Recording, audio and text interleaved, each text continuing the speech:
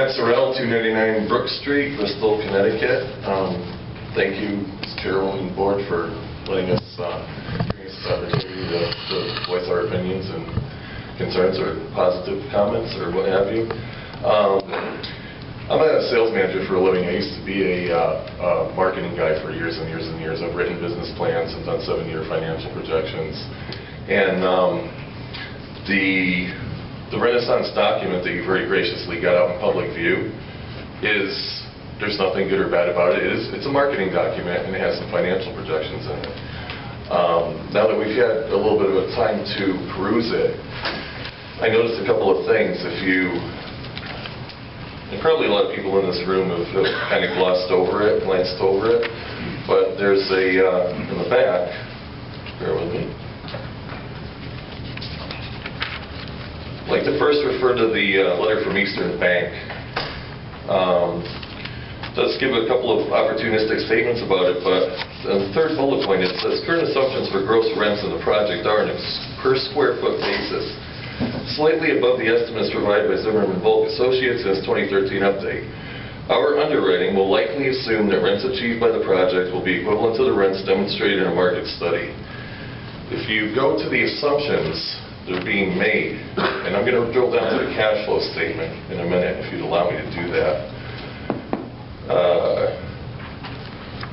The project team on page 19 is using a rent estimate of $1.85 a foot. That's not really a market estimate. If you have conversations with most of the people around town, you'll find out that you're going to have not a good likelihood of obtaining that. So let's say there's 100, 101 units, okay? I think maybe a more appropriate number, and I'm a layperson a little bit when it comes to this, so I'm an informed layperson, but let's use the Zillow estimate of 800 and, what's the exact number? Zillow says that in Bristol, you get about $875 a square foot, and, or 875 average rent, I'm sorry. So the study assumes, and by the way, Hartford County is about $1,200 average rent, and Farmington is $1,600 average rent, just for a quick frame of reference. All the numbers in the cash flow of the study that indicates about $100K of cash-on-cash return are based on $1.85 a square foot. If you boil down the 875 rent number from Zillow, you come up with like $1.35 a square foot.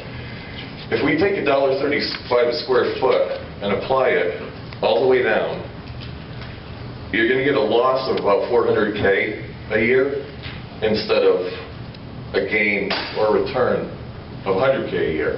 Mr. Zurrell, sorry, Mr. Zurrell, we're at 3 minutes. Can you wrap up, please? And I really don't think it's fair to ask the taxpayers to subsidize that, and thank you for listening. Thank you very much, sir.